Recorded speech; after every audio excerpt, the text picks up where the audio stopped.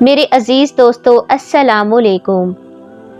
کہانیاں تو بے شمار ہیں، زمینوں کے جھگڑے، وراثت کے تنازع، دھوکہ دہی، چوری چکاری، لیکن میری کوشش ہوتی ہے کہ ان میں سے ایسی کہانیاں آپ تک پہنچاؤں جو مختلف ہوں، جن میں آپ کی دلچسپی کا زیادہ سامان ہو۔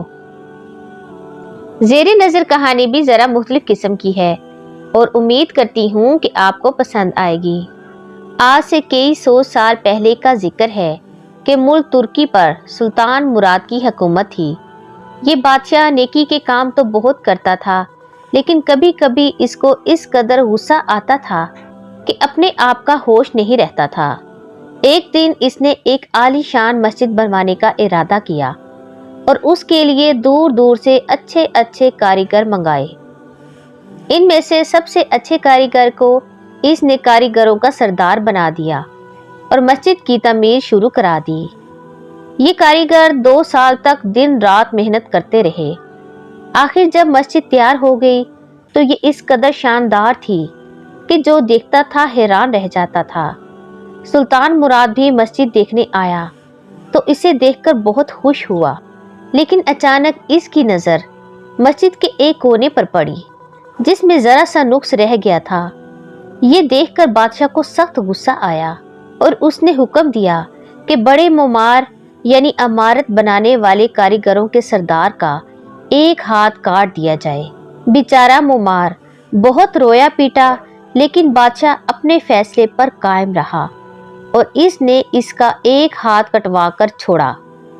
اب وہ بیچارہ اپنی فریاد لے کر شہر کے قاضی کی عدالت میں پہنچا اور بادشاہ کے خلاف شکایت کی۔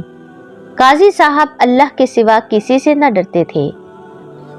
انہوں نے فوراً بادشاہ کو اپنی عدالت میں حاضر ہونے کا حکم دیا۔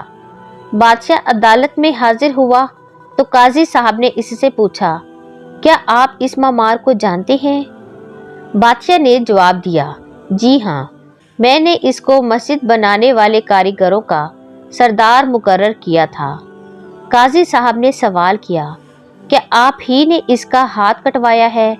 بادشاہ نے جواب دیا، جی ہاں، میرے ہی حکم سے اس کا ہاتھ کاٹا گیا ہے۔ قاضی صاحب نے پوچھا، کیوں؟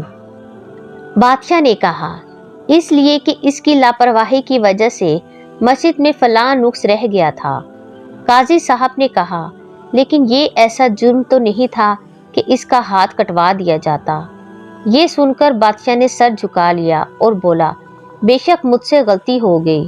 اب قاضی صاحب نے کڑک کر اپنا فیصلہ سنایا، اللہ اور اس کے رسول کے حکم کے مطابق میرا فیصلہ یہ ہے کہ معمار کے ہاتھ کے بدلے سلطان کا ہاتھ بھی کاٹ دیا جائے۔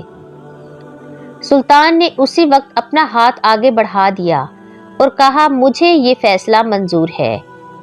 اس وقت معمار آگے بڑھا اور کہا، جناب، میں اپنی شکایت واپس لیتا ہوں، سلطان کا ہاتھ نہ کاٹا جائے۔ قاضی صاحب نے حکم دیا، معمار نے اپنی شکایت واپس لے لی ہے، اس لیے سزا معاف کی جاتی ہے۔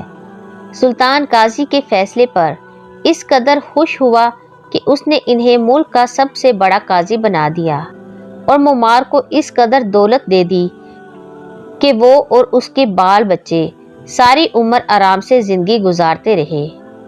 اس کہانی سے یہ سبق حاصل ہوتا ہے، عاجزی اور انکساری اللہ کو بہت پسند ہے اور معاملات کو خرابی سے بچاتی ہے۔ قاضی کو عدل کرتے وقت صرف اللہ سے ہی ڈرنا چاہیے۔ آپ کو یہ کہانی کیسی لگی؟ کمنٹ میں اپنی رائے ضرور لکھیے گا۔